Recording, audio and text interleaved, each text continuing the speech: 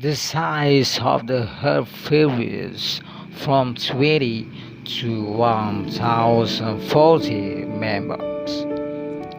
The researchers observed that a large tail showed the number of social relations and higher interactions.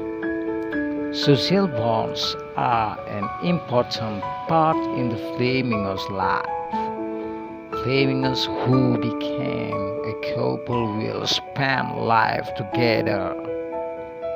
Flamingos form a herd also because they have a proximity to the relationship, not just follow up to survive.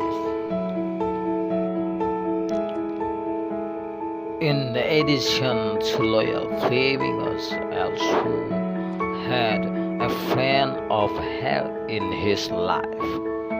Similarly, humans, flamingos form social bonds for various reasons, and the fact that they are so durable shows it is important to survive in the wild.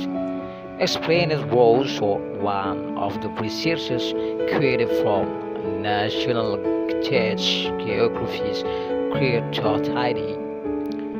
When moving birds from one zoo to another, we have to be careful not to separate flamingos bound tightly to each other.